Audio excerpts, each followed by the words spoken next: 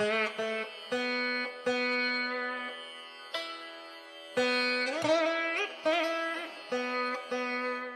world's largest astrological community.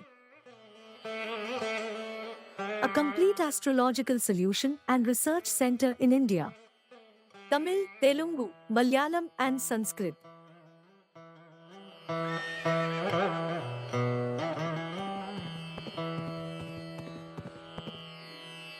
Sahadevar online astro TV. நம் வாழ்வில் ஓர் பூர்ண கடாட்சம். எங்கேயும் எப்போதும் சிறப்புடன் கண்டு மகிழுங்கள். ஸ்ரீ குருப்பியோ நமஹா. இப்போ பார்த்தீங்கன்னா எல்லா கோயில்லையுமே ஹரி ஓம் அப்படின்னு ஒரு வார்த்தை சொல்லுவாங்க. கேள்விப்பட்டிருக்கீங்களா? எதை ஆரம்பிக்கும் போதும் முதல்ல ஹரின்னு சொல்கிறோம். ஸோ சகாதேவருடைய முதல் வாசகமே ஹரி ஓம். எங்கள் மாணவர்கள்லாம் எங்களை கூப்பிடும்போது ஹரி ஓம் சொல்லி கூப்பிட்றாங்க. அப்போ என்ன பண்ணும்? ஹரி உலகத்தில் முதல் சப்தம் பிறந்ததே ஹரி. பிரம்மதேவருக்கு ஓம்ன்ற மந்திரத்தை விஷ்ணு என்ன பண்ண உபதேசம் பண்ணுறார். அதனால தான் ஹரி ஓம் சொல்லி ஆரம்பிக்கிறோம். அப்படி ஒரு குரு சிஷ்ய பந்தம் அப்படின்றது வேணும். இப்போ ரோஷன் சாரோடைய முதல் குரு அப்படின்னு பார்த்தீங்கன்னா நம்ம அபிராமி சேகர் ஐயா. அவரை இந்த மேடை அலங்கரிக்கும் போது அன்போடு அழைக்கிறேன். அனைவருக்கும் வணக்கம். இன்றைக்கு இந்த வேலூர் மாநகரத்தில் இவ்வளோ ஒரு சிறப்பான ஜோதிட மாநாடு காலது கருத்தரங்கம் நடைபெற்று கொண்டிருக்கிறது. இந்த கருத்தரங்கிற்கு வருகை தந்திருக்கக்கூடிய ஜோதிடர்கள், ஜோதிட ஆர்வலர்கள், ஜோதிட மாணவர்கள் எல்லோருக்கும் வணக்கம். என்னை பற்றி நிறைய பேருக்கு தெரியுமா என்னமோ தெரியாது. நான் எங்கே போனாலும் எந்த மேடையில் பேசினாலும் முதல்ல நான் பேசுகிறது என்னுடைய குருநாதர் பிஎஸ் ஐயர். நீங்கள் நிறைய பேர் கேள்விப்பட்டிருக்கீங்களா என்னன்னு தெரியாது. என்னுடைய குருவை நான் சொல்லிட்டு தான் நான் பேசவே ஆரம்பிக்கிறது. இந்தியாவிலேயே புகழ்பெற்ற ஜோதிட மேதை என்னுடைய குருநாதர் பிஎஸ் ஐயர். கிட்டத்தட்ட ஜோதிடத்தில் அவர் ஒரு பீஸ்மர்னே சொல்லலாம்.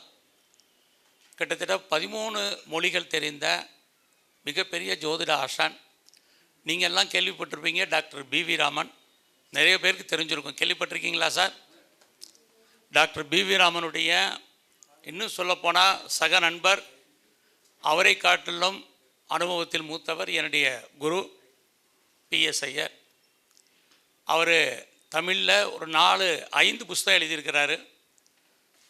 அது மட்டுமல்ல, இங்கிலீஷில் ஆஸ்ட்ரோமேக்னு ஒரு மேகசின் போட்டார். கேரள ஜோதிடம் அப்படின்னு சொல்லக்கூடிய ஒரு ஜோதிட மாத இதழ் நடத்தினார். எதுக்கு இந்த முன்னுரை அப்படின்னா, அவ்வளோ பெரிய ஜோதிட மாமேதை. அவர் ஜோதிடத்தில் அவர் கற்காத, அந்த காலத்தில் படிக்காத நூட்கள் இல்லை. அவர் நான் முதலே சொன்னேன் எத்தனை லாங்குவேஜ் தெரியும்னு. அத்தனை லாங்குவேஜில் இருக்கக்கூடிய அத்தனை ஜோதிட புஸ்தகங்களையும் அவர் படித்தவர். அது சம்பந்தமான புஸ்தகங்கள் எல்லாம் அவர் நூட்களாகவும் தன்னுடைய மாத இதழ்களில் நிறைய சொல்லியிருக்கிறாரு. அவர் எங்ககிட்ட சொன்ன ஒரு விஷயமே, அவருடைய நேரடி மாணவர் தான் நான். அவர் இறந்ததுக்கப்புறம் மதுரையில் 17 வருஷம் இலவசமாக சனிக்கிழமை கிளாஸ் நடத்தியிருக்கேன். எங்கிட்ட படித்தவங்க தான் கிட்டத்தட்ட 800 மாணவர்கள். நான் ரொம்ப சின்ன வயசுலேயே அவர்கிட்ட ஜோதிடத்துக்கு போயிட்டேன். எங்கிட்ட படித்தவங்க இன்றைக்கி உலகம் முழுதுமே இருக்கிறாங்க ஸ்டூடெண்ட்ஸுங்க. இலவச வகுப்பு வெறும் சனிக்கிழமை. நிறைய பேருக்கு அந்த காலத்தில் என்னுடைய நண்பர் திரு பவளம்ஜி சொன்னார், கஷ்டப்பட்டவங்களுக்கு தான் அந்த அருமை தெரியும்னு. இன்றைக்கு ஜோதிடம் ரொம்ப சீரழிஞ்சு போச்சு, நம்ம பார்த்துருக்குறோம். ஆனால் இன்றைக்கு 36-37 வருஷத்துக்கு முன்னாடியெல்லாம் ஜோதிடம் சொல்லி கொடுக்கறதுக்கே ஆள் இல்லை. அது ஒரு தேவ ரகசியமாகவே இருந்த விஷயங்கள் அது. அப்படிப்பட்ட ஜோதிடத்தை எங்களுக்கு இலவசமாக அவர் கொடுத்தாரு. அவர் இறந்ததுக்கப்புறம் நாங்கள் நடத்தியிருக்கிறோம் 17 வருஷம் மாநாடு. அவருடைய ஒவ்வொரு வருஷம் ஒரு இறப்பன்னைக்கு மாநாடு. கிட்டத்தட்ட 800 பேர் அந்த காலகட்டங்களில் மதுரையில் வருவாங்க. இந்தியாவில் இருக்கக்கூடிய புகழ்பெற்ற அத்தனை ஜோதிட மேதைகளையும் அழைச்சி நாங்கள் விழா எடுத்திருக்கிறோம். அதுக்கு அந்த அடிப்படையில் எங்கிட்ட படித்தவர் தான் அருமை தம்பி ரோஷன் அவர்கள். எங்கிட்ட எத்தனையோ ஸ்டூடெண்ட்டுங்க படிச்சிருந்தால் கூட ரோஷன் மாதிரி, அவருடைய ஒரிஜினல் பெயர் மகேஷ், நிறைய பேருக்கு தெரியுமா என்னன்னு தெரியாது, நான் மகேஷையும் தான் கூப்பிட்டு பழக்கம். அவர் மாதிரி ஒரு நல்ல ஒரு மாணவரை நான் பார்த்ததில்லை. ஏன்னா என்கிட்ட எத்தனையோ பேர் ஸ்டூடெண்ட்ஸ் படிச்சிருக்கிறாங்க. நான் இது எதுக்காக சொல்கிறேன்னா, அவர் எங்கிட்ட படித்த காலத்துலேயும் சரி, அவர் இந்த வேலூரில் அவருடைய ஆஃபீஸ் போடும்போது எங்கிட்ட ஃபோன் பண்ணி உங்கள் ஆசீர்வாதம் வேணும்னு கேட்டவர், நேரில் வந்தவர். அதுக்கப்புறம் அவர் பாடம் நடத்தும் போதும், நேரடி வகுப்பு ஆன்லைன் கிளாஸ் நடக்கும்போது என் இடத்துல கூப்பிட்டு என்னை நீங்கள் ஆசீர்வாதம் பண்ணணும், நான் பெரிய ஆளாக வரணும்னு என்னை வாழ்த்தணும் அப்படின்னு சொல்லி ஒவ்வொரு சந்தர்ப்பத்திலையும் என்கிட்ட இன்றைக்கி வரைக்கும் தொடர்பில் இருந்து என்கிட்ட கேட்கக்கூடியவர். ஆக ஒரு குரு, நான் எப்படி குருவை, ஏன்னா எங்கள் குரு ஒரு வார்த்தை சொல்லுவார், என்னுடைய இதில் என்னுடைய மாணவர்கள் ஒரு ஆள் படித்தாலும் போதும்பார். அது மாதிரி தான் நானும் அவருடைய மாணவனாக இருந்து, இது மாதிரி தான் இப்போ ரோஷன் இருக்கார். பட் இருந்தால் கூட நீங்கள் இன்றைக்கி எல்லோரும் காலம் நேரம் எல்லாத்தையும் டயத்தை ஒதுக்கி வந்திருக்கீங்க. எல்லாருக்குமே இப்போ டைம்ங்கிறது ரொம்ப ஒரு முக்கியமான விஷயம். இப்போ என்னுடைய அருமை நண்பர் கேட்டார், பவளம் நீங்கள் எல்லாருமே இப்போ தொழில்முறை ஜோதிடராக இருக்கீங்கன்னு சொன்னீங்க. இப்போ நிறைய பேர் அஸ்ட்ராலஜராக தானே சார் இருக்கீங்க, இங்கே கிட்டத்தட்ட அஸ்ட்ராலஜர் தான் இருக்கீங்க. இப்போ நம்ம டைரெக்டாக விஷயத்துக்கு வருவோம். ஏன்னா நம்ம நிறைய உங்களுடைய டயத்தை நான் எடுத்துக்க விரும்பப்படல. வர்றவங்க இன்றைக்கி ஜோதிடம் எல்லா துறையும் வளர்ந்தது மாதிரி ஜோதிடத்துறையும் வளர்ந்துருக்கு. நீங்கள் நிறைய சிஸ்டம் வந்தாச்சு, நிறைய பத்ததிகள் வந்துச்சு. பத்ததி தான் நம்ம சிஸ்டம்னு சொல்கிறோம். நீங்கள் எல்லாம் எந்த சிஸ்டத்தை ஃபாலோ பண்ணுறீங்கன்னு எனக்கு தெரியாது. நீங்கள்லாம் என்ன சார் பாரம்பரியம் ஃபாலோ பண்ணுறீங்களா, இல்லை மெஜாரிட்டி என்ன சார் ஃபாலோ பண்ணுறீங்க? எல்லாரும் மெஜாரிட்டி என்ன சார் பண்ணுறீங்க? பாரம்பரியம்தான். சரி சார், நான் படித்தது என்னவோ பிஎஸ்ஐட்ட முழுக்க முழுக்க பாரம்பரியம்தான். ஆனால் நான் பார்க்குறது என்னமோ முழுக்க முழுக்க கேபி தான் பார்க்குறேன். கேபி தெரியுமில்ல சார், கிருஷ்ணமூர்த்தி பத்ததி? ஆமாம், நிறைய பேருக்கு அது தெரிஞ்சிருக்கும், நிறைய பேருக்கு அது என்னன்னே தெரியாது. ஆமாம், நான் இப்போ ஒரு ஆன்லைன் கிளாஸ் எடுக்கும்போது கூட ஒருத்தங்க லேடி கேட்டுட்டு, நான் எத்தனையோ சிஸ்டம் படித்தேன், எத்தனையோ பேர்கிட்ட படித்தேன், ஆனால் கேபியை இவ்வளோ எளிமையாக நீங்கள் சொன்னீங்கன்னு யாருமே சொல்லலை. நான் இது எதுக்காக உங்களுக்கு சொல்கிறேன் அப்படின்னா, நீங்கள் எல்லா சிஸ்டத்தையும் தெரிஞ்சுக்கணுங்கிறது தான் என்னுடைய முதல் ஆசை. நீங்கள் ஜோதிடராக வந்துட்டீங்கன்னா உங்கள்கிட்ட இருந்து எங்கேருந்து யார்கிட்டருந்து எப்படி கேள்வி கேட்பாங்க அப்படிங்கிறது உங்களுக்கு தெரியாது.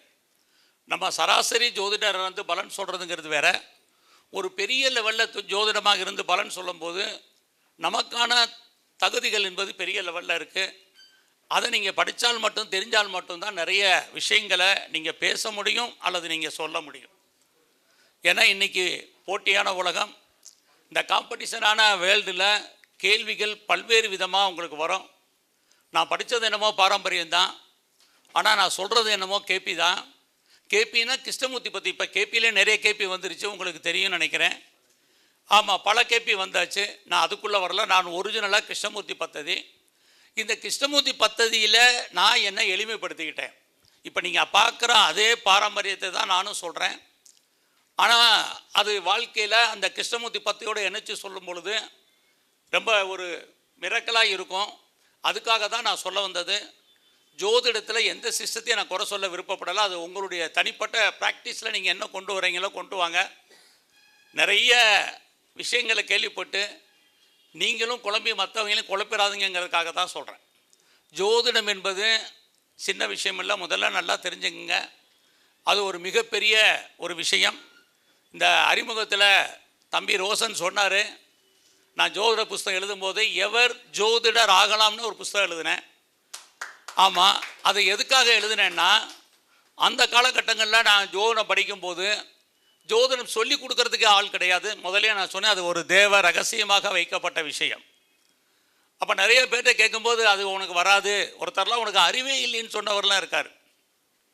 இதே சென்னையிலே ஒரு லேடி, அந்த காலத்தில் ஒரு அஸ்ட்ராலஜர், அந்த அம்மாவெல்லாம் நான் பார்க்கும்போது உங்களுக்கு வாழ்க்கையில் ஜோதிடமே வராது, அதுக்கெல்லாம் உங்களுக்கு அறிவே இல்லைன்னு சொன்னவங்களாம் இருக்கிறாங்க. ஸோ அப்படியெல்லாம் இருந்த காலகட்டங்களில் இது என்ன தான் இருக்குதுன்னு படிக்க ஆரம்பித்து தான் இதில் மிகப்பெரிய ஜோதிடத்தில் நம்ம தெளிவாகணும். ஏன்னா நம்ம இப்போ டைரெக்டாக வேலைக்கு வருவோம், விஷயத்துக்கு வருவோம். நிறைய பேர் உங்கள்கிட்ட கிளைண்ட்ஸு வருவாங்க. நமக்கெல்லாம் மெஜாரிட்டி கை கொடுக்குறது எது அப்படின்னா இந்த குருவும் சனி பகவானை தான் கை கொடுத்துட்ருப்பாங்க. முன்னும் 7.5 சனி, கண்டச்சனி, அஷ்டம சனி எல்லாம் குரு மறைகிறாரு, குரு வர்றாரு, குரு போகிறாரு, இப்படி தான் நம்ம சொல்லிகிட்ருப்போம். இதெல்லாம் எந்த அளவுக்கு சரியாக இருக்கும்னு நீங்களே யோசிச்சிருக்கீங்களா அப்படின்னு யோசிங்க. இப்போ நம்ம உதாரணத்துக்கு நான் இப்போ எதிலிருந்து நான் சொல்கிறேங்கிறத மாத்திரம் ஒரு சில விஷயங்களை மாத்திரம் சொல்லிடுறேன். நாம் இப்போ கேபிங்கிறது ஒரு பெரிய தேவ ரகசியமான விஷயம் இல்லை, ஒரு பெரிய கால்குலேஷன் இல்லை. நிறைய பேர் அதை என்ன நினைக்கிறீங்கன்னா அதில் நிறைய கால்குலேஷன் இருக்குது, கணக்கு இருக்குது, அதனால் அது சப்ளாடுங்கிற ஒரு தியரி இருக்குது, அதனால நம்ம படிக்க முடியலையோ அப்படிங்கிற மாதிரி உண்டு. ரெண்டாவது, இப்போ கேபி சொல்லிக் கொடுக்க ஆட்கள் இங்கே பெரிய லெவலில் இல்லை, அதுதான் யதார்த்தமான உண்மை. நீங்கள் யாராவது கேபியை தேடி இருக்கீங்களா சார்? நீங்கள் தேடி இருக்கீங்க? வேறு யாராவது தேடி இருக்கீங்களா? வேறு யாராவது அஸ்ட்ராலஜர் தேடி இருக்கீங்களா? நிறைய தேடுங்க. அதில் தான் புதையலே இருக்குது. நான் எந்த சிஸ்டத்தையும் குறை சொல்ல வரல, நான் எல்லா சிஸ்டத்தையும் படித்தவன். அதுதான் உங்களுக்கு நான் Indian astrologer, western astrologer, stellar astrologer, KP astrologer, traditional astrologer, Vedic astrologer. நீங்கள் எந்த அஸ்ட்ராலஜி சொன்னாலும் என்னால் அட்டன் பண்ணி பலன் சொல்ல முடியும். ஆனால் எதில் சொன்னாலும் சக்ஸஸ் பண்ண முடியும். இதில் தான் நம்ம எல்லாரும் கரெக்டாக இருக்கணும். இது இல்லைன்னா நம்ம ஃபெயிலியர் ஆயிடுவோம். ஏன்னா இன்றைக்கி உலகம் அப்படி ஒரு மாறுபட்ட உலகம். நமக்கு எங்கேருந்து கேள்வி, யார்கிட்டருந்து கேள்வி வரும்லாம் தெரியாது. அதை நீங்கள் சக்ஸஸ்ஃபுல்லாக சொல்ல தெரியணும். ரொம்ப சிம்பிளாக உங்களுக்கு புரிகிற மாதிரி ஒரு விஷயம் சொல்கிறேன். கேபி வேறு ஒன்றும் இல்லை. ட்ரெடிஷ்னலில் நம்ம படிச்சிருப்போம், உபஜயஸ்தானம் நம்ம படிச்சிருப்போம். உபஜயஸ்தானம்னா நமக்கு தெரியும் என்ன ஸ்தானம் சொல்லியிருக்கு பாரம்பரியத்தில். 3, 6, 10, 11 உபஜயஸ்தானம்னு சொல்லியிருக்கு. அதோட 1, 2 இந்த பாவங்களை சேர்த்தால் இது உபஜயஸ்தானத்துடைய இன்னொரு பரிமாணம். இதை தான் கேபி சொன்னார், இதுதான் வளரும் பாவங்கள்னு சொன்னார். பாக்கி எல்லாம் வளரா பாவம்னு சொன்னார். அவர் கேபி சொன்ன ஒரு ரூல் உங்களுக்கு 1, 2, 3, 6, 10, 11 இந்த பாவங்கள் எல்லாம் நம்ம வாழ்க்கையில் வளரும் பாவங்கள். பாக்கி இருக்கக்கூடிய 4ஆம் இடம், 5ஆம் இடம், 7ஆம் இடம், 9ஆம் இடம், 12ஆம் இடம்லாம் வளரா பாவங்கள் அப்படின்னு சொன்னார். இதுதான் கேபியில் உள்ள ஒரு முக்கியமான விஷயம். இப்போ ஒரு சின்ன உதாரணம், நம்ம ட்ரெடிஷ்னலாக பாரம்பரியத்தில் படிக்கிறது 1, 5, 9 படிப்போம். 1, 5, 9 தான் நமக்கு எடுத்தோடனே பாடமே. அதுதான் 1ன்னா லக்னம், 5ன்னா பூர்வ புண்ணியம், 9ஆம் இடம்னா பாக்கியம். ஒரு ஜாதகனுக்கு 1, 5, 9 சரியாக இருந்தால் அவர் மிஞ்சி பலனை செய்வார், வாழ்க்கையில் எல்லா வளன்களையும் அடைவார். இதான் நம்ம படிச்சிருக்கோம். அப்போ 5ஆம் அதிபதி தசை நடந்துச்சு அப்படின்னு சொன்னால் அவர் வாழ்க்கையில் எவ்வளோ கஷ்டம் இருந்தாலும் என்னவாவார்? வெளியே வருவார், மீண்டு வருவார், மகிழ்ச்சியாக இருப்பார், சந்தோஷமாக இருப்பார். இதுதான் நம்ம பாரம்பரியமாக நம்ம படிச்சுட்ருக்கோம். இப்போ இது மாதிரி விஷயத்தை தான் கேபி ஆராய்ச்சி பண்ணார். ஒருத்தருக்கு 5 கூடியவன் திசை நடக்கும் பொழுது அவருக்கு வருமானம் இல்லை, வேலை போயிடுது, பிஸ்னஸ் லாஸ் ஆயிடுது. அப்போ அவர் ஐடியலாக சும்மா இருக்கிறதுக்கான வாய்ப்புகள் இருக்குது. அவர் பார்க்கும் வேலையை விடுறாரு, அல்லது வெளியேற்றப்படுறாரு, அல்லது ஆட்டோமேட்டிக்காக ரிட்டையர்மெண்ட் ஆகிடுறாரு, அல்லது விஆர்எஸில் வந்துடுறாரு. இப்போ பாருங்கள், 5ஆம் இடம் நமக்கு நல்ல இடம்னு சொல்கிறோம். ஆனால் கேபியில் 5ஆம் இடம் என்பது என்ன இடம்? நல்ல பாவங்களாக அவர் சொல்லப்படவில்லை. ஏன்? அவ்வளோதான், வேற ஒன்றும் இல்லை. அவர் இந்த வளரும் பாவம், வளர பாவத்துக்கு அடுத்து அவர் சொன்னது, ஒரு பாவம் தனக்கு முந்தைய பாவத்தின் வளர்ச்சியை கட்டுப்படுத்தும். இதான் சார் சிம்பிள் ரூல். 2 விஷயம் மாத்திரம் ஞாபகத்தில் வச்சுங்க. நம்ம வகுப்பு எடுக்கலை, நம்ம ஒரு ஒர்க் ஷாப்பை தான் இப்போ நடத்திட்டு இருக்கிறோம். கேபியினுடைய ஒரு மெயின் விஷயம், ஒரு பாவம், அதாவது உங்களுக்கு ஒரு தசை நடக்குது. இதை தான் இப்போ சொன்னேன். இப்போ ஒருத்தருக்கு 5 கூடியவன் திசை நடக்குதுன்னா அதுக்கு முந்தின திசை எத்தனாவது திசை? 6வது திசை. 6 கூடியவன் திசை, அதுக்கு 6 கூடிய பாவம். அப்போ அந்த பாவத்தை இந்த திசை கட்டுப்படுத்தும் அப்படின்னு சொன்னார். இப்போ ஒரு உதாரணத்தோடு உங்களுக்கு சொன்னால் புரியும். நான் சொல்கிறது என்னமோ உங்களுக்கு ஒரு புரியாத மாதிரி இருக்கு. இப்போ நம்ம மெயினாக நம்ம 6ஆம் இடம்னா எதை சொல்லுவோம்? 6ஆம் இடம்னா நம்ம எதை சார் சொல்லுவோம்? ருணம், ரோகம், சத்துரு, கடன், எதிரி, இது எதெல்லாம் கெட்டது இருக்கோ அதெல்லாம் நம்ம 6 சொன்னோம். எப்பயுமே தெரிஞ்சுங்க, 6ஆம் இடம் இஸ் ஏ சக்ஸஸ், வெற்றிக்குரிய பாவம் 6ஆம் இடம் தான். ஒரு ஜாதகத்தில் 6ஆம் இடம் வலுத்தால் மட்டும்தான் ஒரு ஆணுக்கோ பெண்ணுக்கோ வேலை என்பது உண்டு. நீங்கள் அது கவர்மெண்ட் சர்வீஸில் இருக்கலாம், ப்ரைவேட் செக்டரில் இருக்கலாம், எனி அது ரெஃப்யூட்டட் கன்சர்னில் ஒர்க் பண்ணலாம், ஆர் எனி எம்என்சியில் இருக்கலாம். எதில் வேணாலும் ஒர்க் பண்ணுங்கள். உங்களுடைய ஒர்க்கு, உங்களுடைய ப்ரொஃபஷன், உங்களுடைய ஜாப், உங்களுடைய கரியர் எல்லாமே 6ஆம் பாவம் தான். இங்கே ஒருத்தருக்கு 5 கூடியவன் திசை நடக்குதுன்னா அது 6ஆம் பாவத்துக்கு எத்தனாம் பாவம் சார்? 5ஆம் பாவம், 12ஆம் பாவம். அப்போ அதை தான் அவர் கேபி கண்டுபிடிச்சார். 5 கூடியவன் திசை நடக்கும்போது அவருக்கு வேலை போயிடுச்சு. 6ஆம் இடம் வருமானம். ஸோ நம்ம ஒரு இடத்துல ஒர்க் பண்ணால் தான் நமக்கு என்ன கிடைக்கும்? வருமானம் கிடைக்கும். அப்போ வருமானம் போச்சு, லாஸ் ஆயிடுச்சு, அவருக்கு வேலை போயிடுச்சு, வேலையை விட்டு வெளியில் வந்துட்டார், வெளியேற்றப்பட்டார், அல்லது ஏதோ ஒரு காரணத்தினால வேலையின் காரணமாக லாங் லீவ் போட்டு வேலையில் வீட்டில் இருக்கார். இது எல்லாவற்றையும் காட்டிலும் 5 வந்தாலே அடிக்கடி ப்ரொஃபஷன் சேஞ்ச் பண்ணிக்கிட்டே இருப்பாங்க. ஏன்னா 6ஆம் இடம் தான் சர்வீஸ், 5ஆம் இடம் அடிக்கடி வேலை மாற்றம். இப்போ இன்றைக்கி என்ன பார்க்குறோம்? உலகம் முழுவதும் யாரை பார்க்குறோம்? மேக்ஸிமம் மெஜாரிட்டி பீப்புள்ஸ்லாம் என்ன பண்ணிகிட்டு இருக்கோம்? கம்பெனி மாறிக்கிட்டே இருக்காங்க, கம்பெனி சுவிட்ச் ஓவர் ஆகிட்டே இருக்காங்க, ப்ரொஃபஷன் சேஞ்ச் பண்ணிக்கிட்டே இருக்காங்களா சார்? இது எல்லாம் எந்த பாவத்தோடு தொடர்பு கொள்வது? இதெல்லாம் ஜாதகத்தில் 5ஆம் இடம். திடீர்னு வேலை போயிடும். திடீர்னு வேலை போயிடுச்சு அப்படின்னா அப்போ நமக்கு 5 கூடியவன் திசை நடக்கும்போது நீங்கள் யாருக்கு வேணாலும் சொல்லுங்கள், ஒரு ஜாதகத்தில் 5 கூடியவன் திசை நடக்குன்னா உங்களுக்கு வேலை போயிடும், தைரியமாக சொல்லுங்கள். அல்லது நீங்கள் ஆட்டோமேட்டிக் ரிட்டையர் ஆவீங்க, விஆர்எஸில் வந்துடுவீங்க, ஏதோ ஒரு விதத்தில் 5ஆம் இடம் நமக்கு ஒரு பக்கம் 5ஆம் இடம் வேணும். மகிழ்ச்சி, சந்தோஷம், என்டர்டெயின்மெண்ட் எல்லாம் 5 தான். ஆனால் மெயினாக வேலைக்குன்னு வரும்போது 5 வேலையை விட்டு போய்க்கிறோம். அது மட்டும் இல்லை, நீங்கள் பிஸ்னஸ் பண்ணுறவருக்கு 5ஆம் பாவம் எப்படி? நம்ம ஒரு சொந்த பிஸ்னஸ் பண்ணணும்னு சொன்னோம்னா நம்ம எந்த பாவத்தை சார் ஜோசியத்தில் பார்ப்போம்? சார் நம்ம ஒருத்தர் கேட்குறார் பிஸ்னஸ் நான் பண்ணணும், ஒரு ஆணோ பெண்ணோ கேட்குறாங்க அப்படின்னா நம்ம ஜோதிடத்தில் எந்த பாவத்தை பார்ப்போம்? சார் முதல்ல நீங்கள் பார்க்குறது உங்களுடைய 7ஆம் இடம். 7ஆம் இடம் என்பது நீங்கள் சொந்தமாகவோ பார்ட்னர்ஷிப்போடையோ பண்ணக்கூடிய தொழில். நீங்கள் அடிப்படை நிறைய விஷயங்கள் தெரிஞ்சாதான் சார் ஜோதிடம் சொல்ல முடியும். ஒருத்தங்க பிஸ்னஸ் அப்படின்னு கேட்டால் நம்ம எடுத்தோடனே அந்த 10 தான் பார்ப்போம். 10 என்பது மாஸ் ப்ரொடக்ஷனை சேர்ந்தது. இப்போ ஒருத்தருக்கு கேள்வி கேட்குறாங்க, எனக்கு ஒரு பிஸ்னஸ் ஸ்டார்ட் பண்ணணும்னு நினைக்கிறீங்கன்னா நீங்கள் முதல்ல அவங்க ஜாதகத்தில் 7ஆம் இடம் தான் அவங்க சொந்தமாக பண்ணக்கூடிய தொழில். நீங்கள் பிஸ்னஸ் பண்ணுறீங்கன்னா என்ன மாதிரியான பிஸ்னஸ் பண்ணுறீங்கன்னு நீங்கள் கேட்கணும். ஸோ பிஸ்னஸில் எவ்வளவோ இருக்குது. மெயினாக ஒரு பொருளை உற்பத்தி பண்ணுறது ப்ரொடக்ஷன் சைடு. அந்த பொருளை உற்பத்தி பண்ண பொருளை அடுத்து நம்ம பண்ணக்கூடியது சேல்ஸு சைடு. இதான சார் 2 தானே? ஒன்று உற்பத்தி, இன்னொன்று ஆமாம் மார்க்கெட்டிங்.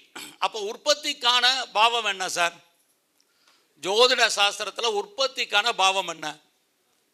4ஆம் இடம் உற்பத்தி, ப்ரொடக்ஷன்.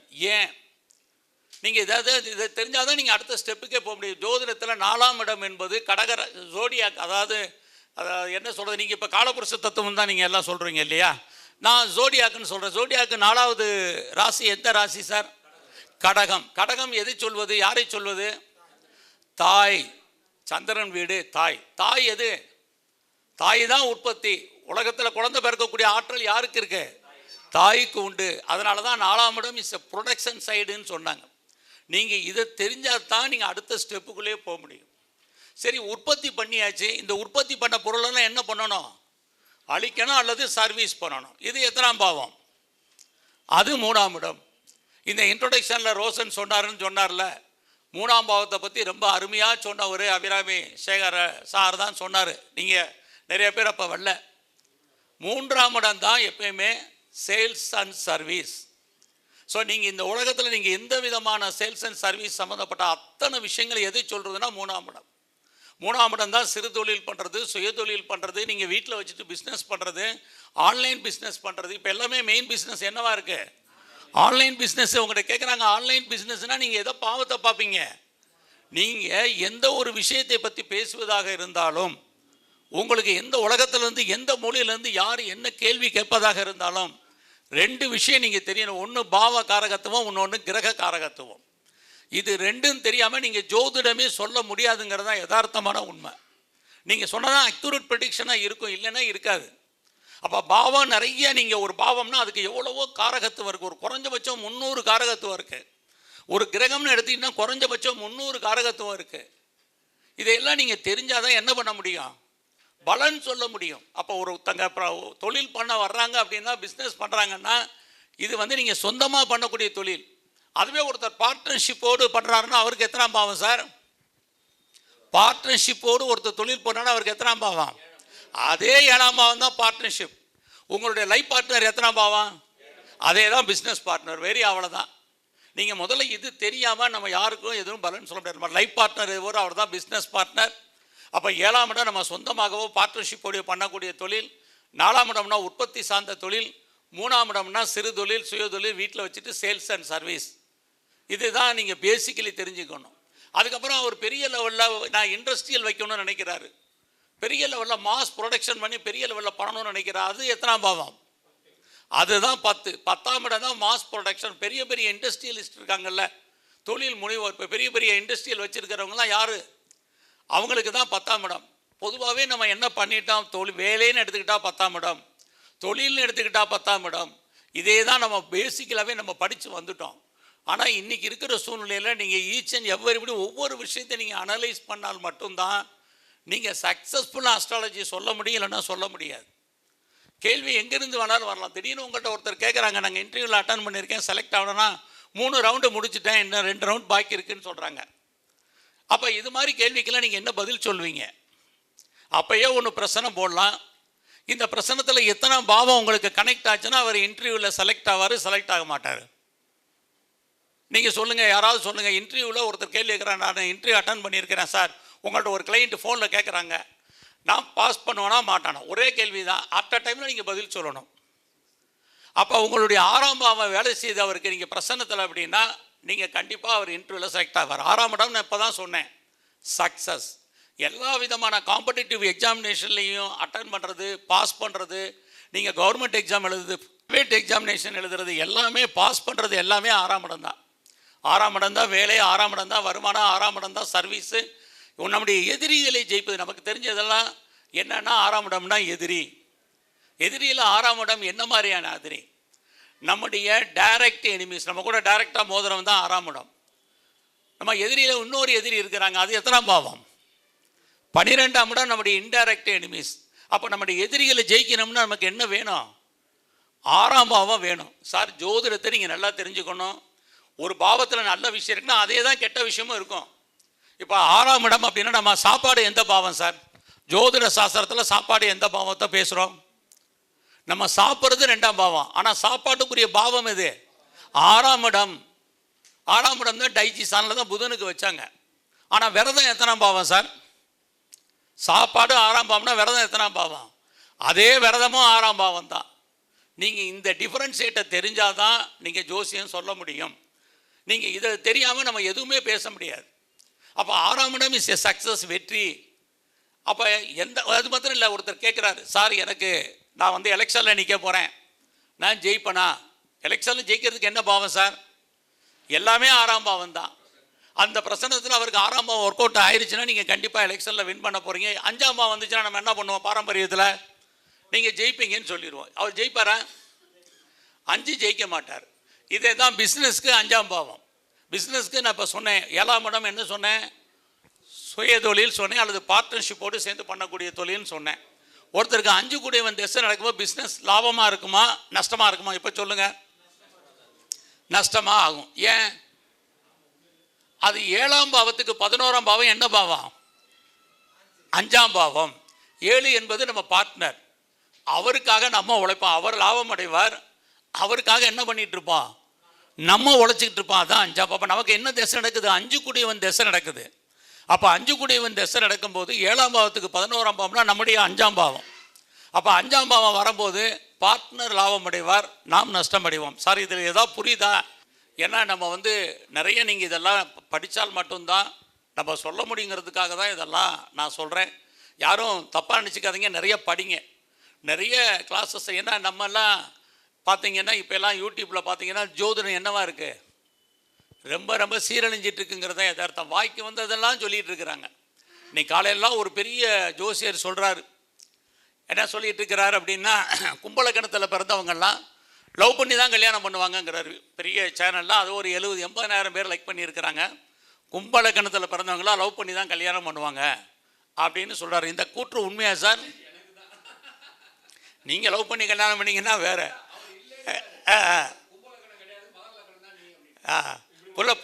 பொதுவாக சார் அவர் சொன்னாருன்னா ஒரு காரணம் இருக்குது. ஆனால் எல்லாரும் லவ் பண்ணுறாங்களா சார்? எப்பயுமே தயவு செய்து தான் நான் சொல்கிறேன், சிங்கிள் ரூலை வச்சு பலன் சொல்லாதீங்க. சிங்கிள் ரூலை வச்சு என்றைக்குமே பலன் சொல்லாதீங்க, நீங்கள் ஃபெயிலியர் ஆகிடுவீங்க. ஒரு பலன் சொல்லணும்னா ஒரு கிரக காம்பினேஷன் வேணும், ஒரு பாவ காம்பினேஷன் வேணும். இது இல்லாமல் நீங்கள் சொல்லவே எந்த ஒரு விஷயத்தை நீங்கள் எடுத்து பேசுகிற, நீங்கள் இப்போ எந்த கேள்வி வேணாலும் கேளுங்க, நான் ஒரு கிரகம் ஒரு பாவம் அதை கனெக்ட் பண்ணி பேசணும். இல்லைன்னா நீங்கள் ஜோசியம் சொல்லவே முடியாது, சக்ஸஸ் பண்ண முடியாது. எங்கேருந்து வேணாலும் என்ன வேணாலும் கேட்கட்டும். இப்போ நம்ம உலகத்தில் இப்போ பார்க்குறாங்க, இப்போ நிறைய பேர் வந்து ஐடி பீப்புள்ஸில் வேலை பார்க்குறாங்க, நிறைய பேர் வந்து அப்ராடில் போய் படிக்கணுங்கிறாங்க. இப்போ அப்ராடில் போய் படிக்கணும் அப்படின்னா என்ன சார் இருக்குது அதுக்கு நமக்கு? நீங்கள் சார் ஒரு விஷயத்தை நான் முதல்ல சொல்லணும், விட்டு போச்சு. முரண்பாடுகளின் மொத்த உருவம் தான் சார் ஜோசியம். முதல்ல அதை தெரிஞ்சுங்க.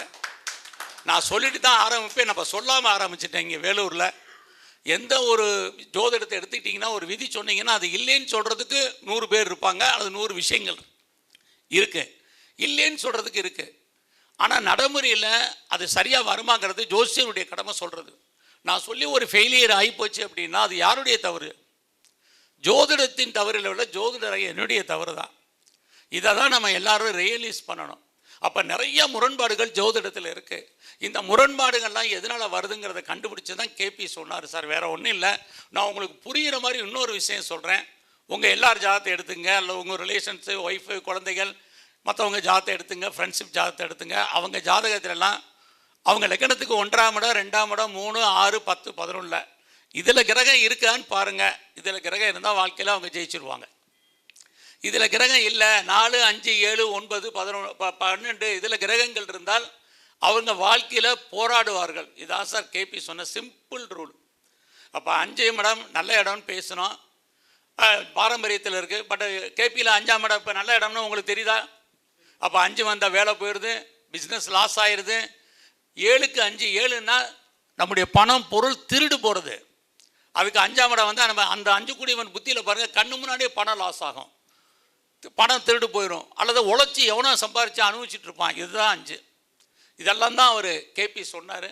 அடுத்தபடியாக 4ஆம் பாவத்தை பற்றி நம்ம பார்ப்போம். அவருக்கு நம்ம ட்ரெடிஷ்னலில் பார்த்துருக்குறோம். 1, 4, 7, 10 நம்ம கேந்திரம்னு சொல்கிறோம்.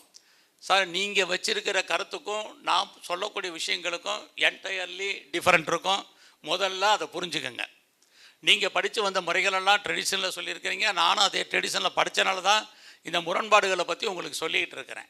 4ஆம் இடம் கேந்திரஸ்தானம் நம்ம படிச்சிருக்கிறோம். அப்போ 4ஆம் இடத்துல ஒரு ஜாதகத்தில் கிரகங்கள் இருந்தால் நல்ல பலனை செய்யும் தானே சார் படிச்சிருக்கோம்? அப்படி தானே படிச்சிருக்கோம்.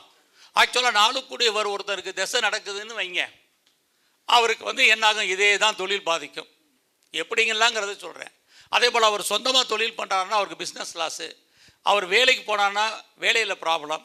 இதெல்லாம் தான் 4 கூடியவன்ட்டுருக்கு. ஆனால் நமக்கு வீடு வேணும்னா 4ஆம் பாவம் வேணும், கார் வாங்கணும்னா 4ஆம் பாவம் வேணும், வண்டி வாகனங்கள் வாங்கணும்னா 4ஆம் பாவம் வேணும், நிறைய ஹவுஸ் ஹோல்டு ஆர்டிகல்ஸ் வீட்டு உபயோக பொருட்கள் வாங்கணும்னா 4ஆம் பாவம் வேணும். இதெல்லாம் 4ஆம் பாவம் வேணும். ஆனால் எப்பயுமே தெரிஞ்சுங்க, ஜோதிட சாஸ்திரத்தில் 4ஆம் இடம் அன்சாட்டிஸ்ஃபைடுன்னு அர்த்தம், திருப்தி அற்றன்னு அர்த்தம். ஏன்னு சொல்லியிருக்காங்க? ஏன் திருப்தி இல்லைன்னு சொல்கிறாங்க சொல்லுங்கள் பார்க்கலாம். இப்போ 4ஆம் இடம் திருப்தி. நீங்கள் படிச்சிருப்பீங்க, கேந்திரஸ்தானம் படிச்சிருப்போம். 1, 4, 7, 10 கேந்திரம். அதில் ஃபஸ்ட்டு லக்னம் விட்டுருவோம். எல்லாருமே லக்னம் சார்ந்து தான் நமக்கு இங்கே இருக்குது. பட் 4ஆம் இடம் அப்படின்னாலே ஏன் நான் திருப்தி அற்றங்கிறேன்? லைஃப்பில் 4 கூடியவன் தசை நடந்தால் அன்சாட்டிஸ்ஃபைடுன்னு அர்த்தம். நம்ம வாழ்க்கையில் முதல்ல தெரிஞ்சுங்க, நம்முடைய விருப்பம், நம்முடைய ஆசைகள், எண்ணங்கள், அபிலாசைகள் இதெல்லாமே எத்தனாம் பாவம் சார்? 5 மகிழ்ச்சி, சந்தோஷம், நமக்கான ஆசை. இப்போ பாருங்கள், 5 எதுக்கு வேணுமோ 5 அதுக்கு வேணும். எல்லா விஷயத்துக்கும் 5 வரக்கூடாது. வாழ்க்கையில் 5ஆம் பாவம் தான் நமக்கு மகிழ்ச்சி இருக்கும், சந்தோஷம் இருக்கும், என்டர்டெயின்மெண்ட் இருக்கும், டூர் இருக்கும், ட்ராவல் இருக்கும். இதெல்லாம் 5 தான். அந்த 5ஆம் பாவத்துக்கு 12ஆம் பாவம் என்ன பாவம் சார்? 4ஆம் பாவம். அதனால தான் நம்ம 4 சொல்கிறோம். சார் புரியுதா ஏதாவது? சார் ஒரு பாவம் அதுக்கு முந்தினிய பாவத்தை கட்டுப்படுத்தும், 5ஆம் பாவம்னா அதுக்கு பிந்தின பாவத்தை கட்டுப்படுத்தும். அவ்வளோதான் சார். 4க்கு அடுத்து எத்தனாம் பாவம்? 5ஆம் பாவம். 5க்கு 12ஆம் பாவம், 4ஆம் பாவம். இப்போ புரிஞ்சுருக்கா? அப்போ ஒருத்தருக்கு 4 கூடியவன் தசை நடக்குது அப்படின்னா நம்ம என்ன பார்க்குறோம்? அவர் லைஃப்பில் அவர் வீடு வரும், கார் வரும், மகிழ்ச்சி, சந்தோஷம் எல்லாம் இருக்கும். என்ன ஆயிரும்? அவரோட ஆட்டோமேட்டிக்காக சந்தோஷம் வரும். ஜோதிட சாஸ்திரத்தில் 4ஆம் இடம் நம்ம ட்ரெடிஷனில் என்ன படிச்சிருக்கோம் சார்? 4ஆம் இடம்னா என்ன? அதுக்கு என்ன ஸ்தானம்? அது சுகஸ்தானம். அது ஏன் சுகஸ்தானம்னு வச்சாங்க? 4ஆம் இடம் தாய். திருமணம் நமக்கு ஜோடியாக்கு தான் வரணும். எத்தனை இருந்தாலும் இப்போ நம்ம சொன்னார்ல பவளஞ்சி, அதே போல் நம்ம இவர் சொன்னார்ல திண்டுக்கல் சிவசுப்ரமணியம் சொன்னார்ல 4ஆம் இடம் தாய். தாய் தான் எல்லாம் சொன்னார்ல வாஸ்து பிரகாரம் சொல்லும் பொழுது. அப்போ அந்த 4ஆம் இடம் சுகம், தாய் மட்டும்தான் அன்பையும் சந்தோஷத்தையும் கொடுக்க முடியும், பாசத்தை கொடுக்க முடியும். ஆனால் 4ஆம் இடம் ஒருத்தருக்கு நடக்குது, 4 கூடியவன் திசை நடக்குதுன்னா லைஃப்பில் எப்பயுமே அன்சாட்டிஸ்ஃபைடுங்கிறது இருக்கும். ஏன்னா 5ஆம் இடத்துக்கு அது 12ஆம் இடம். அப்போ 4 கூடியவன் திசை ஒருத்தருக்கு நடக்குதுன்னா என்ன நடக்கும் அப்படின்னா, 5ஆம் இடம் அவருடைய குழந்தைகள் இருந்தால் குழந்தைகளை விட்டு பிரிஞ்சிருவாங்க, அல்லது குழந்தைகள் அவங்கள விட்டு பிரிஞ்சு போயிடுவாங்க.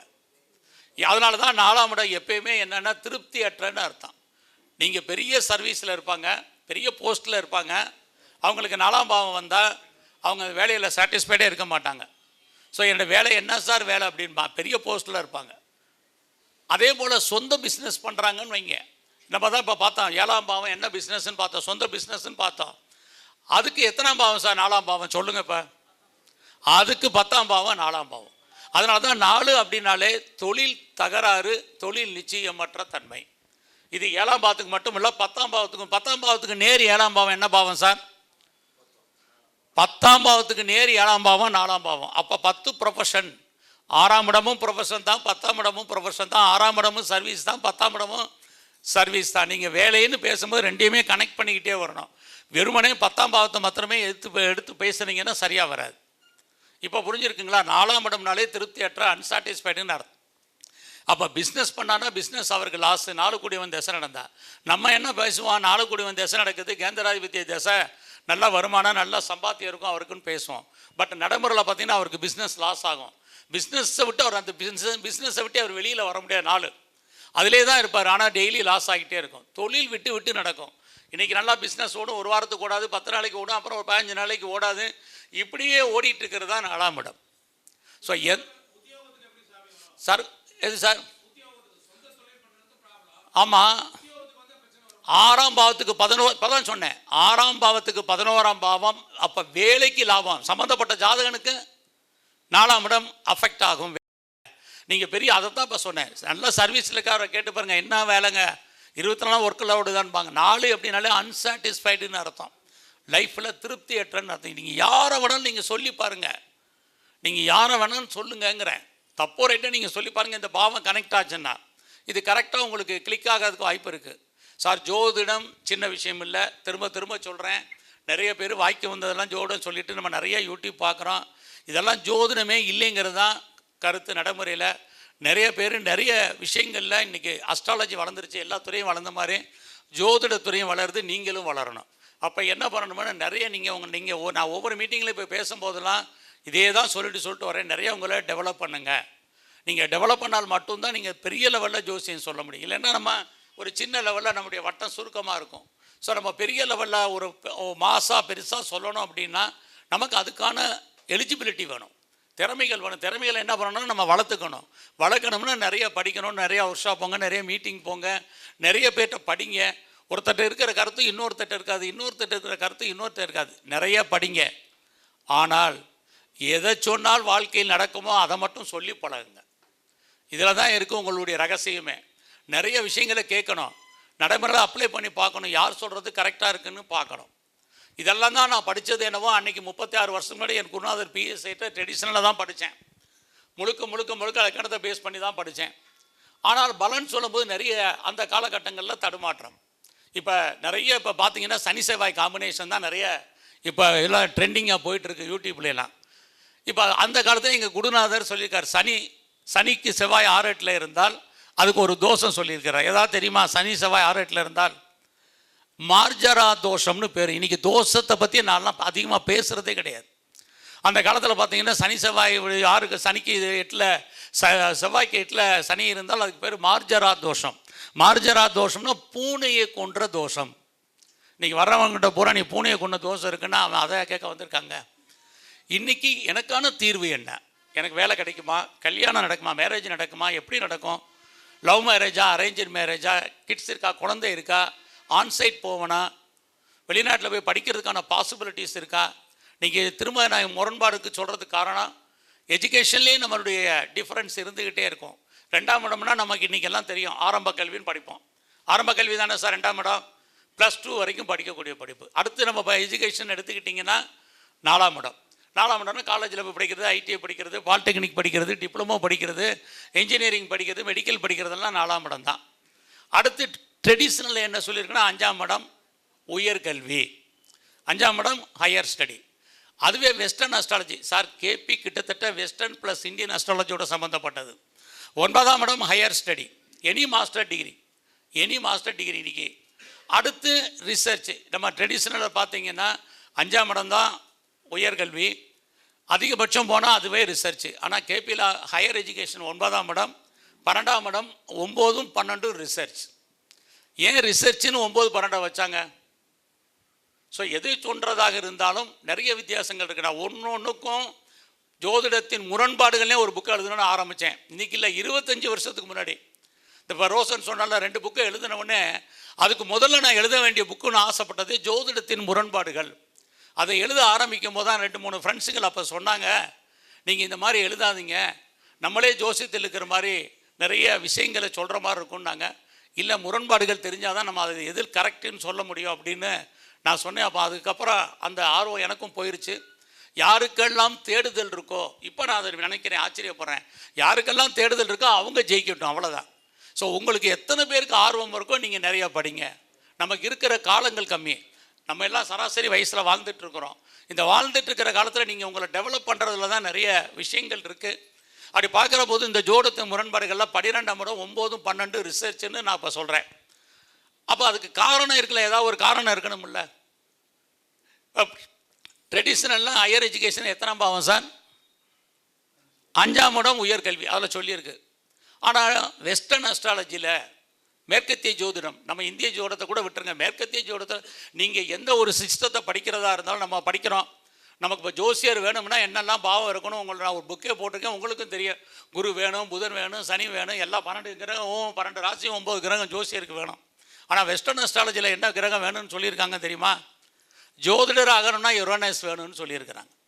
அதான் ஒரு ஜோசியர் சொன்னார், 9 கிரகத்துக்கு எனக்கு பதில் சொல்ல தெரியல, யுரோனஸ்க்கு எங்கிட்டு போகிறது அப்படின்னார். நாம் தெரிஞ்சுக்கணுங்கிறதுக்காக சொல்கிறேன். வெஸ்டர்னில் பூராமே யுரோனஸ். இன்றைக்கி இருக்கக்கூடிய இந்த மாடர்ன் டெக்னாலஜி இப்போ இந்த வந்திருக்குல்ல சார், இப்போ ஒரு டெக்னாலஜி வந்துக்கிட்டு இருக்குது. என்ன டெக்னாலஜி தெரியுமில்ல உங்களுக்கு? ஏஐ வந்திருக்கு, ஆர்டிஃபிஷியல் இன்டெலிஜென்ட். இது நம்ம போராட்டத்தில் வர பார்த்துருக்கேன். நிறைய பேர் கேட்குறதுனால சொல்கிறேன், ஏன்னா உலகம் முழுதும் இதுதான் பிரச்சனை. சார் எனக்கு ஏஐ வந்ததுனால ஜாப் இருக்குமா இருக்காதா? ஆமாம், நிறைய விஷயங்கள் எனக்கு புரியப்படலை, வேலை இருக்குமா இல்லை தெரியும். நம்ம பார்க்குறோம் எத்தனை பேருக்கு ஜாப் போயிடுச்சு பார்த்தீங்கல்ல. ஐடி பீப்புளுக்கு நிறைய பேருக்கு போயிருக்கா இல்லையா சார்? நீங்கள் லேட்டஸ்ட்டாக பார்த்தீங்கன்னா தெரியும், வேர்ல்டு வைஸாக நிறைய பேருக்கு வேலை போயிட்டே இருக்குது, இன்னும் போகுது. அப்போ அவங்க என்ன கேட்குறாங்கன்னா, அப்போ நம்ம ஒருத்தர் கேட்குறாரு அப்படின்னா நமக்கு அந்த ஏஐ டெக்னாலஜினா என்னன்னு தெரியணும்ல.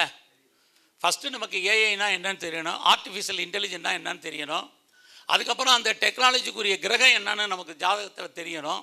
அதுக்கப்புறம் அந்த பாவம் தெரியணும். அதுக்கப்புறம் அந்த ஜாதகனுக்கோ ஜாதைக்கோ அதுக்குரிய தசாபுக்தி நடக்குதான்னு தெரியணும். இது எல்லாம் தெரிஞ்சால் தானே நம்ம அதை பற்றி பேச முடியும், இல்லைன்னா பேச முடியுமா சார்? அப்போ நம்ம என்ன பண்ணணும்? நிறைய நம்ம டெவலப் பண்ணணுங்கிறதுக்கு தான் சொல்ல வந்தேன். இப்போ ஆர்டிஃபிஷியல் இன்டெலிஜென்ட்டு அப்படின்னு சொன்னாலே அதுக்குரிய கிரகம் இருக்குது, அதுக்குரிய பாவம் இருக்குது. அது தெரியாமல் நம்ம சொல்ல முடியாது. இப்போ புதுசாக கண்டுபிடிக்கிறாங்கல்ல, இந்த புதுமையான கண்டுபிடிப்புகள்லாம் என்ன பாவம் என்ன கிரகம் சார்? நீங்கள் ஜோதிடம் படிக்கிறதுக்கு முன்னாடி ஜோசியர் ஆகிறதுக்கு தகுதி இருக்கான்னா உங்களுக்கு என்ன பாவம் என்ன கிரகம் தெரியணும். ஒரு விஷயத்தை நீங்கள் சொல்கிறீங்க அப்படின்னா, இப்போ இங்கே இருக்கிற அத்தனை பேர் ஏதோ ஒரு விஷயத்தை சொல்கிறீங்கல்ல, ஏதோ ஒரு நாலேஜை வச்சு, அறிவை வச்சு, ஆற்றலை வச்சு சொல்கிறீங்கன்னா இதுக்கு என்ன பாவம்? எப்பயுமே தெரிஞ்சுங்க, 12ஆம் இடம் மறைந்த விஷயங்களை சொல்லுவது. முதல்ல ஜோசியருக்கு உங்களுக்கு 12ஆம் பாவம் வேலை செய்யணும். மற்றபடி சார் சொன்ன மாதிரி 3, 9, 6 இதெல்லாம் வேறு. மெயினாக 12ஆம் இடம். அதனால தான் சொன்னாங்க 12ஆம் இடம் இறப்புக்கு அப்புறமான புகழ், இரவாக புகழ் அடைகிறவங்க புறமே 12ஆம் இடம் தான். அப்போ 12ஆம் இடம், அதனால தான் சொன்னேன் 12ஆம் இடம் மறைந்த விஷயங்களை சொல்லுவது. அப்போ ஜோடியாக்கில் 12ஆம் பாவம் யாரு கொடுத்துருக்காங்க? குரு பகவானுக்கு மட்டும்தான் கொடுத்துருக்காங்க. அடுத்தபடியாக அவருக்கு இன்னொரு பாவம், இன்னொரு வீடு இருக்குது, தனுசு 9ஆம் இடம். 9ம் 12ம் ஹையர் எஜுகேஷன். யாரெல்லாம் அப்ராடில் படிக்கிறீங்க, இதில் போய் படிக்கிறீங்க, வெளிநாட்டில் படிக்கிறீங்க, வெளியூரில் படிக்கிறவங்க, ரிசர்ச் பண்ணுறவங்க, பிஹெச்டி பண்ணுறவங்க, சயின்டிஸ்ட், எனி சயின்டிஸ்ட், இது எல்லாமே 9, 12. ஸோ இது நமக்கு தெரியணும். இதை ஒட்டி தான் இந்த ஏஐ டெக்னாலஜி இருக்குது. ஸோ அப்போ நிறைய விஷயங்கள் நீங்கள் உங்களை அப்டேட் பண்ணால் மட்டும்தான் நீங்கள் நிறைய விஷயங்களை பேச முடியும், சொல்ல முடியும். சார் ஒரு விஷயம் தெரிஞ்சுங்க, விஞ்ஞானம் வளருது, நாமளும் வளரணும். என்னுடைய குருநாதர் சொன்ன ஒரே விஷயத்தை சொல்லிட்டு முடிக்கிறேன். எங்கள் குருநாதர் பிஎஸ் ஐயர் அன்றைக்கி 36 வருஷத்துக்கு முன்னாடி சொன்னார், ஜோதிடருக்கு ஜோதிடம் தெரியுதோ இல்லையோ உலக அறிவு வேணும்னு சொன்னார். ஸோ உங்களுக்கு உலக அறிவு வேணும். அப்போனா சின்ன குழந்தையிலேருந்து பெரிய ஆள் வரைக்கும் நீங்கள் அவங்களோட பழகினா தான் இன்றைக்கி இருக்கக்கூடிய ட்ரெண்டிங் உங்களுக்கு தெரியும். இல்லைன்னா உங்களுக்கு ட்ரெண்டிங் தெரியாது. ஸோ அப்படி தெரியலேன்னு வச்சுங்களேன், நீங்கள் கண்டிப்பாக சக்ஸஸ்ஃபுல்லாக சொல்ல முடியாது. நான் இன்னும் மாணவராக தான் இருக்கேன், நான் இன்னும் ஜோதிட ஆராய்ச்சியாளராக தான் இருக்கேன், இன்னமும் நான் படிச்சுக்கிட்டே தான் இருக்கேன். ஒவ்வொரு ஜாதகமும் எனக்கு ஒரு படிப்பினையை சொல்லிக்கிட்டே இருக்குது. நான் இன்றைக்கும் ஒவ்வொரு ஜாதகத்தையும் ரிசர்ச் ஓரியன்டாக தான் பார்க்குறேன். நம்ம பெரிய ஜோசியர் அப்படிங்கிறதுக்கெல்லாம் இங்கே வேலையே கிடையாது. கிரகம் வலிமையானது, எப்பயுமே தெரிஞ்சுங்க, கிரகம் வலிமையானது. நாம் எல்லாம் சாதாரண மனிதர்கள். இந்த விஷயத்தை எப்பயுமே மறக்காதுங்க. ஆனால் இங்கே நடைமுறையில் இப்போ பார்த்தீங்கன்னா யூடியூப்பில் எல்லா ஜோசியரும் எப்படி பேசுகிறாங்க, கடவுள் மாதிரி பேசிகிட்டு இருக்காங்க. ஆமாம், கடவுள் மாதிரி பேசிகிட்டு இருக்கிறாங்க. முதல்ல இந்த தப்பை பண்ணாதீங்க. எல்லாம் யாராக இருக்கட்டும், கிரகங்கள் வலிமையானது. நிறைய படிங்க, நிறைய விஷயங்களை தெரிஞ்சுக்குங்க. இன்னும் சந்தர்ப்பம் வரும்பொழுது, இன்னும் ஒரு சந்தர்ப்பத்தில் இதே வேலூரில் அன்னை அகிலாண்டேஸ்வரி ஜலகண்டேஸ்வரியுடைய ஆசீர்வாதத்தால் நல்ல நாளில் நல்ல ஒரு நேரத்தில் சந்திப்போம்.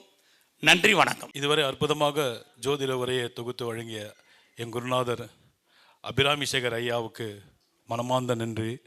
ஐயாவை 20 வருஷத்துக்கு முன்னாடி நான் சந்திக்க முதல்ல அவர்கிட்ட போய் கிளாஸ் படிச்சிட்டேன். படித்து முடிஞ்ச உடனே ஈவினிங் ஐயா கிட்ட போய் நின்று ஜாதகத்தை கொடுன்னாரு. ஜாதகத்தை பார்த்தாரு. அப்படியே பார்த்துட்டு 2-3 விஷயத்த சொன்னார்.